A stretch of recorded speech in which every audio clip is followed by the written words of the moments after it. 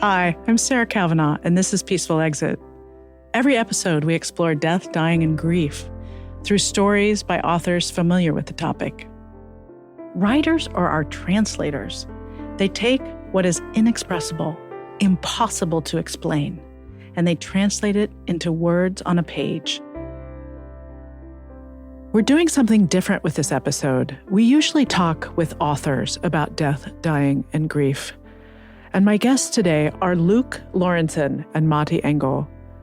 They're going to discuss their documentary, A Still, Small Voice. In the film Luke created, Matti and others dive into the experiences of chaplains during the COVID-19 pandemic. They cover the intense emotional labor of chaplaincy, the impact of burnout, and the human connection in end-of-life care. What is remarkable about this film is that because of COVID-19, all the characters are wearing masks, and you perceive their emotions through their eyes and their body language. It's amazing. Would you mind both sharing just how you came to this project in your thinking about death, and whether this project and interacting with these patients has changed that for you? I actually remember that I did a mushroom ceremony. You know, it was when COVID began. I was trying to figure out my next steps after graduate school. And while I was, on this psychedelic experience, I felt summoned. Like the movement wasn't away from death, but rather towards it. And it's interesting because when I think about now, what's happening in the world, I do feel like there's a movement away versus towards that is coming up again almost. But in that moment, my body, my sensory experience, my heart, I don't know. I mean, this is a question for what's happening on psychedelic mushrooms, but I was let's go towards. That's where we need to go. It felt like the biggest thing that was happening in the world. It was just I couldn't even imagine that more world events would happen. That would be potentially more important, unraveling, I don't know, morally engaging. But this seemed like the best thing to do with my being, and I couldn't explain it. And so I just listened. It's the closest thing that I could say I have felt to a calling. I mean, it sounds like I'm a hippie woo-woo. I'm sorry. It just felt like a calling that kind of we maybe both had in different ways that brought us to the same place, which is, another level or dimension of just chance, let's say. And I think in terms of the second question you asked was almost more difficult to answer. I think when you're a chaplain, you're going through so many different encounters, especially full-time, especially as a resident, especially during COVID. How much of the encounters do you retain, both in a memory-wise, and then physically, your body, I think, stores memory as well, even if mentally it's harder to access. And so when I think about, if I saw, let's say, 6 to 12 or 6 to 11 patients a day, how much of that do I actually recall? It's hard to say.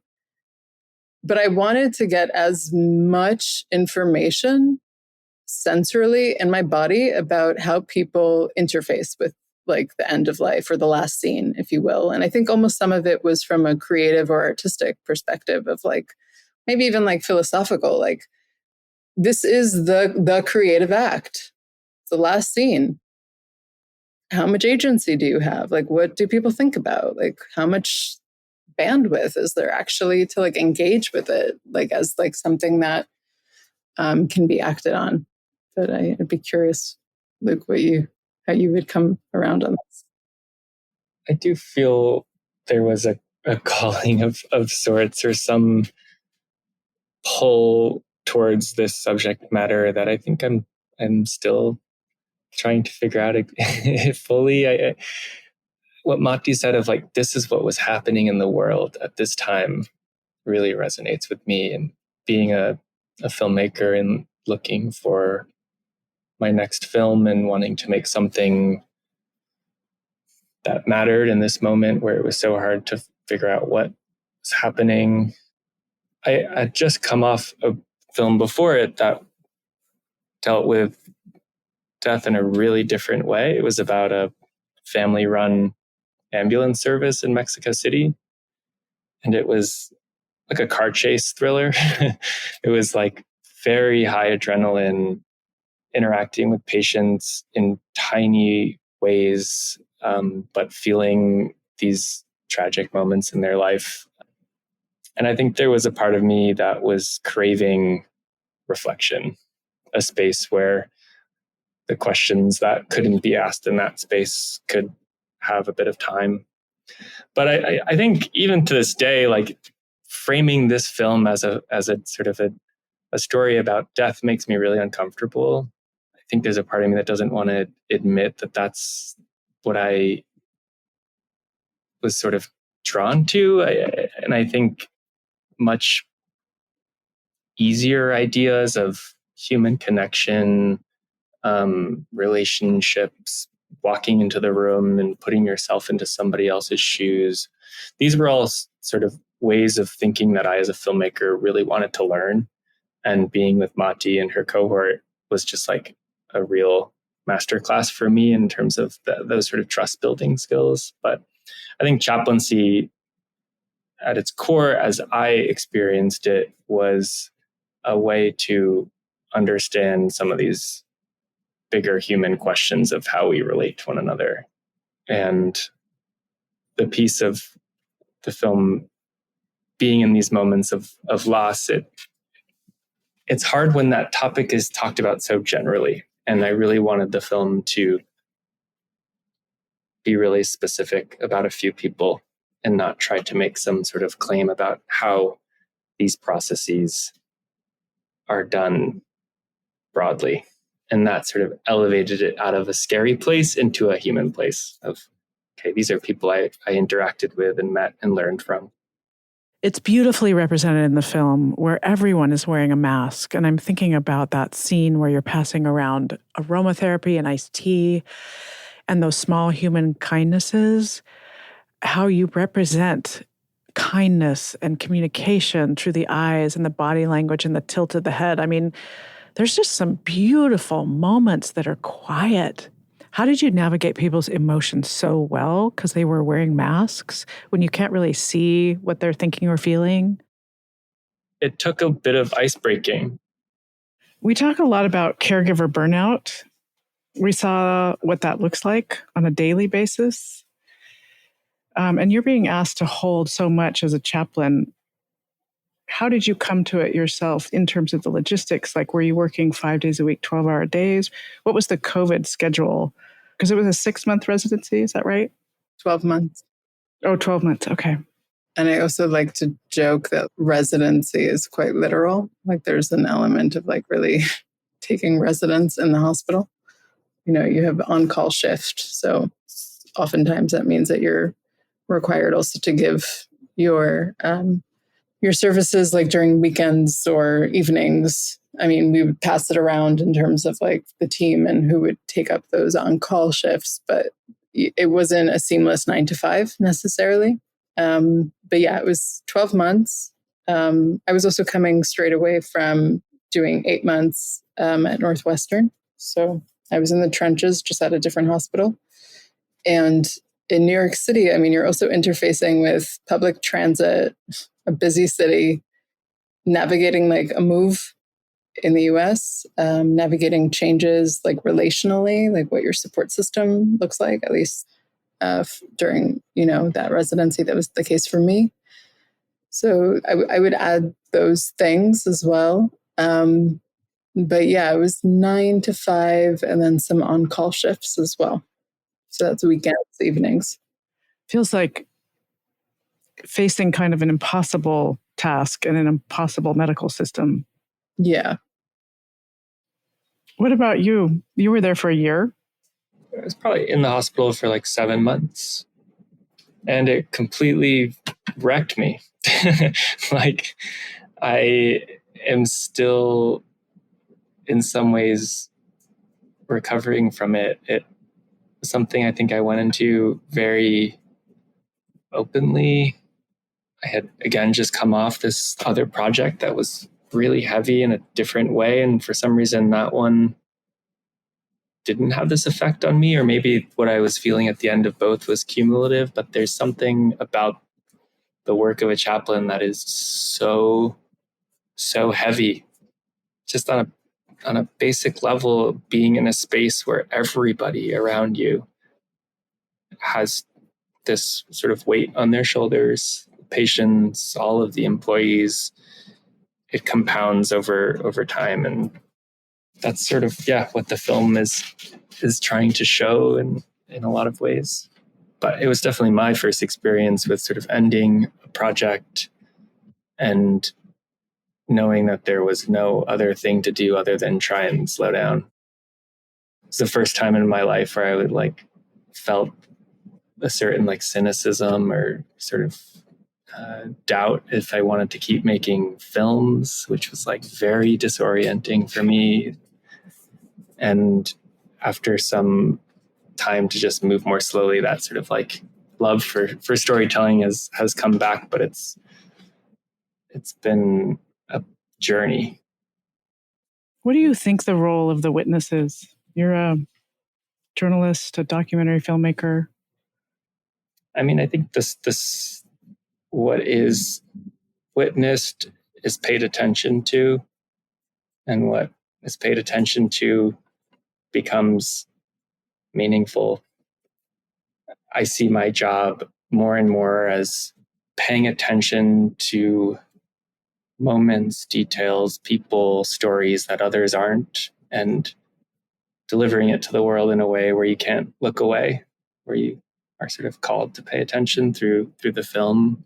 It's very powerful stuff to sort of look someone in the eye and pay attention to them. There's nothing like it.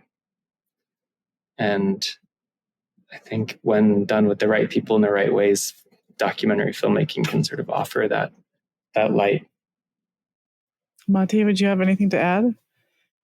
Well, it's interesting because when people ask me what does a chaplain do or what is chaplaincy, I often revert to the role of a witness, almost stripping it of religion.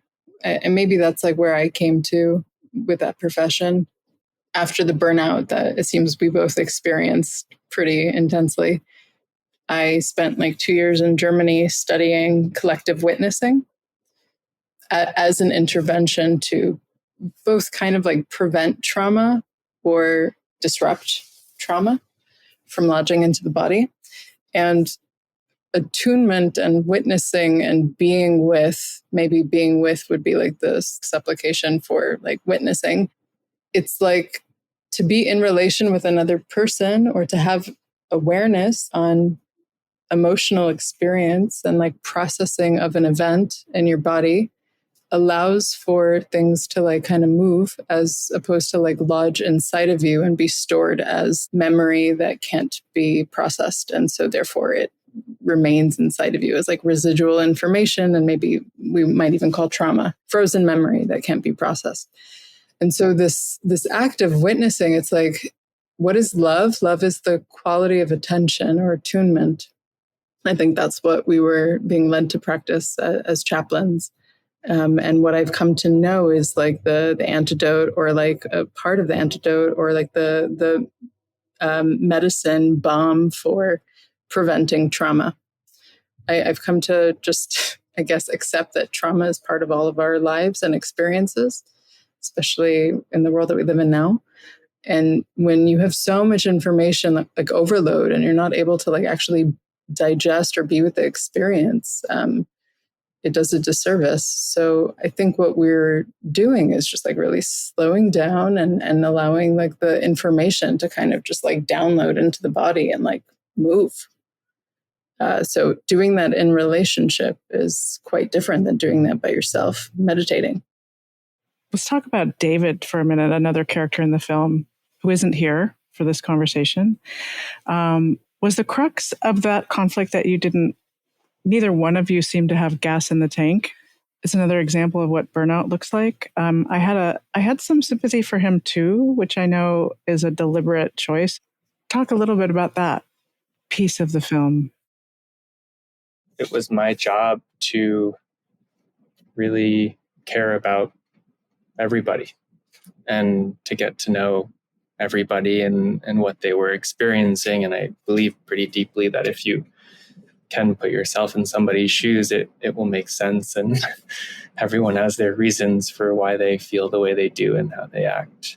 It's not random. And so with David, it was just the process was sort of figuring out what I needed as a filmmaker to have his part of the story in the film, and really give him credit for welcoming me into those sessions with his supervisor and pulling back the curtain into, what was going on in his head as he was trying to do his job.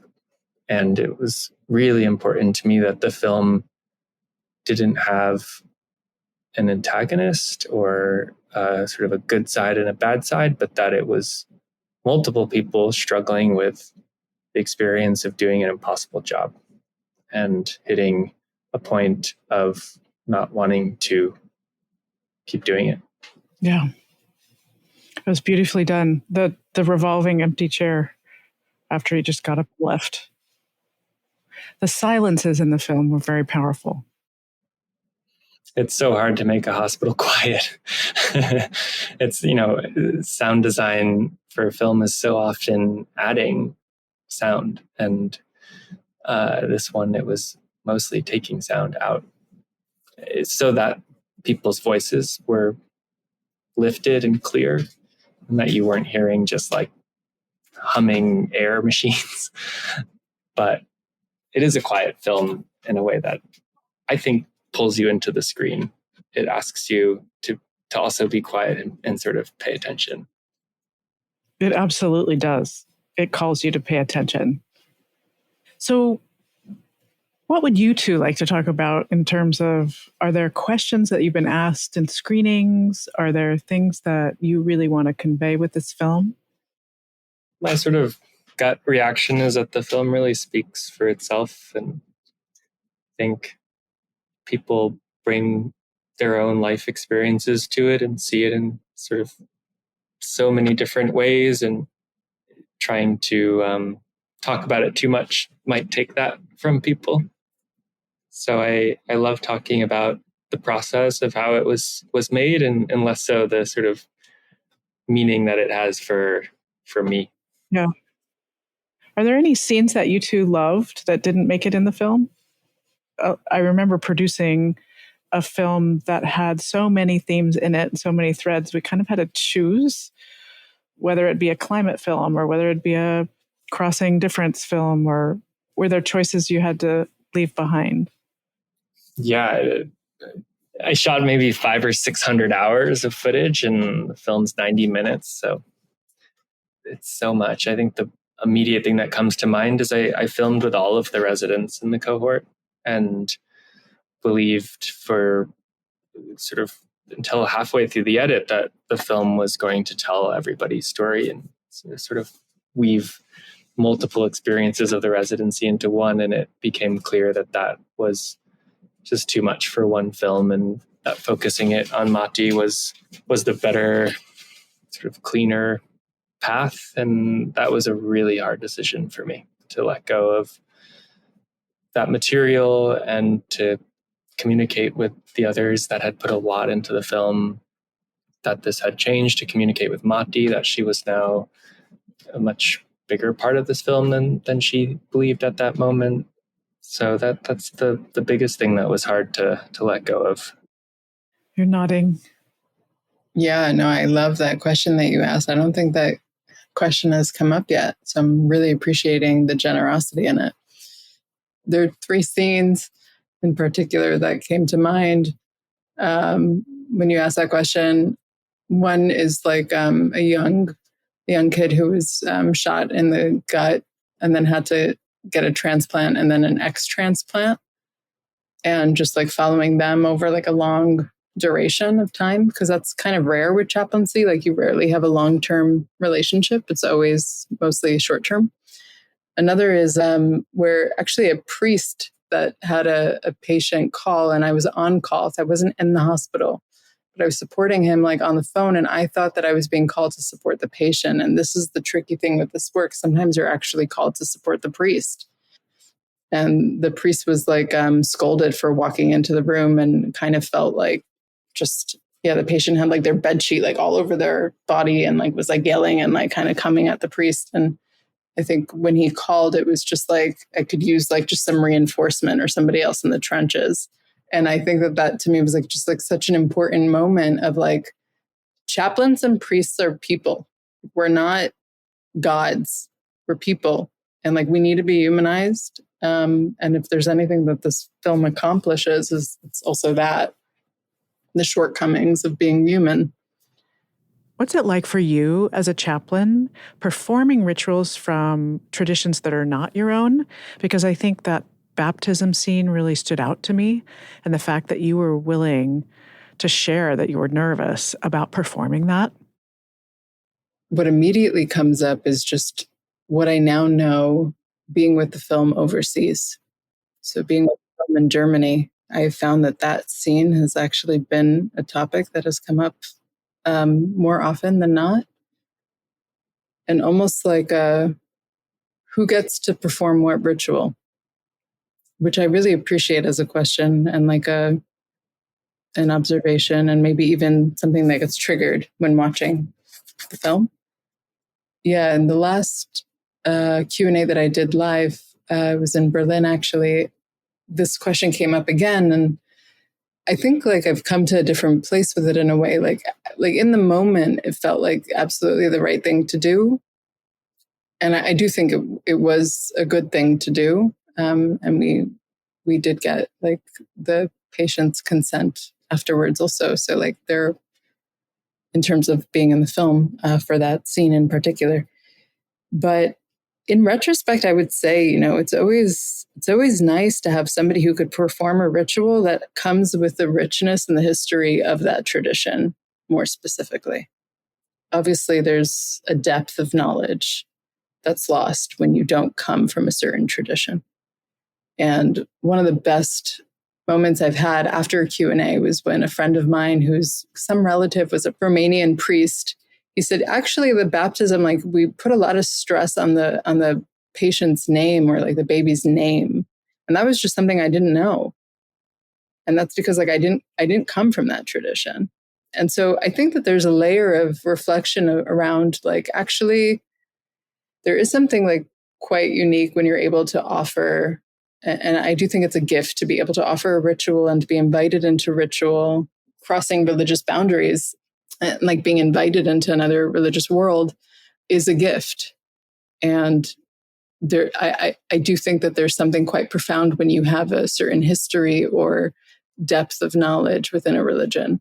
That said, humanism was quite important to me, like in terms of like practicing chaplaincy or practicing religious ritual and just being with, and also navigating like, what does a person need? So like if I were to remove the orientation towards the vertical plane, towards like God, and just be on the horizontal, like what does a person need in the moment? I think it was the right thing to do. But on the vertical axis, I don't know. It's definitely a topic for conversation, like theologically. And I think this is a very rich film for that, and that scene in particular, for sure. But also chaplains are asked to do, sometimes, not always, multi-faith work. So that sometimes looks like interventions that are rituals and crossing into other domains. I do think there was a part of me that was like, I mean, I come from like a ultra-Orthodox Jewish background. Like I'd probably have grandparents rolling in their graves if they knew I did that. Definitely something to reflect on over the years. Yeah. Well, I love your intuition to say her name, Aurora, and you said it several times. So clearly that is part of the tradition, even if you learned it later. It was Yeah. It was intuitive.